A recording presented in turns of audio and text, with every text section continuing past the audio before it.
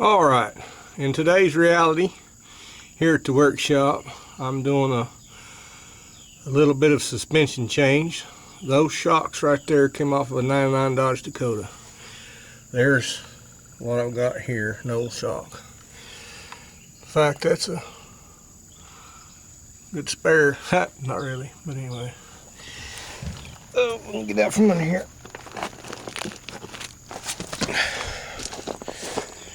When you're doing suspension changes, there's a lot to take into consideration.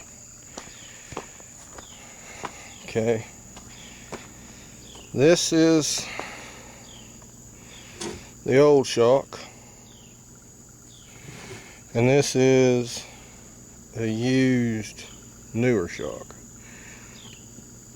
What had happened is I've taken a 99 Dodge Dakota and changed 4 shocks and did a 2-inch lift on it. But these shocks were still good, and you know, instead of throwing them away, we're gonna use them on my Jeep. Now it's a 1974 Jeep, and this is a set of 1999 shocks. Now sometimes it doesn't matter, sometimes it does on what we're doing. It needs to be able to compress and stroke. We don't want too short a shock because then you'll jerk them apart when you bounce. I'm not going to have that problem with these because, as you can tell, they're fully extended, and I'm a couple inches, 3 inches longer. Okay, and plus I'm bigger. This shock has seen its better days. Okay, no retraction, no movement. She blowed. Bad shock. This big old feller here,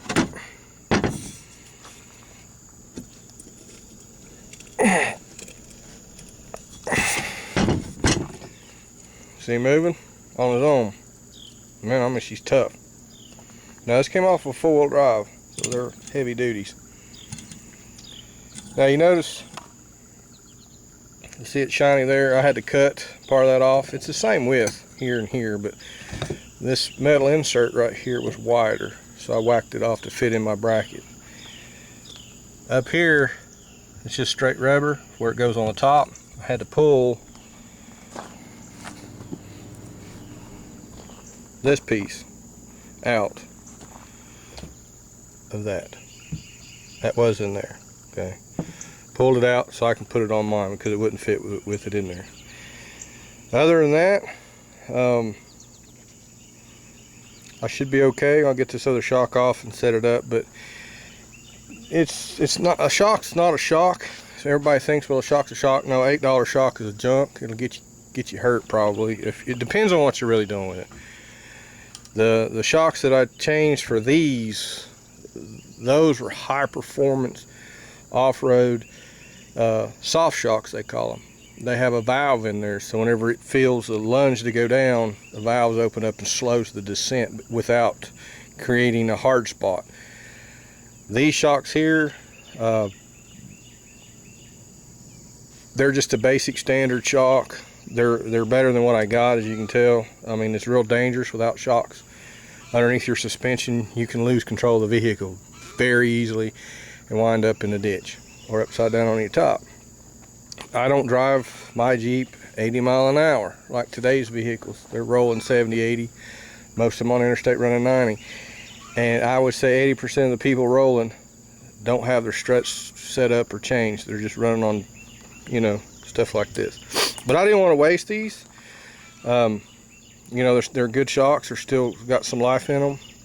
And so I thought it'd be a challenge just to make them fit. And believe me, it's a challenge to get them crammed up under there.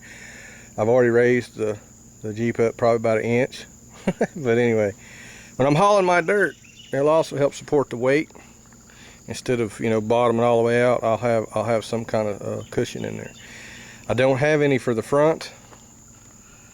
The ones that came off the front were these style here. Now these will fit underneath the Nova up there. But boy, look at that shaft. That's a big old shock right there now. It will fit underneath the Nova if I wanted to put these under it, but I don't need them. Sometimes you can get too much.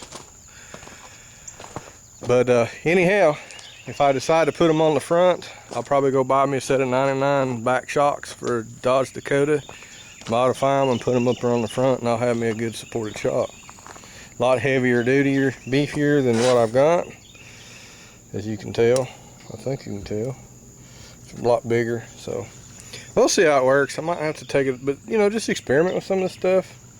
Be careful what you're doing, kind of understand what's going on when you're making a few changes. But over the years, that's kind of what I've done. As long as I'm 2 inches longer, I'm fine. I can't be 6 inches longer, of course, without raising up my leaf springs, bringing a 2-inch lift underneath that. So a couple inches ain't gonna matter. The bottom of the shock, it'll probably never see it. As long as that shock is good, it's gonna keep it up off that. As long as I don't overload it and everything, go down the road 60 miles an hour and try to tear something up. But anyhow, that's what I'm doing today at the Realty Workshop. We're recycling shocks.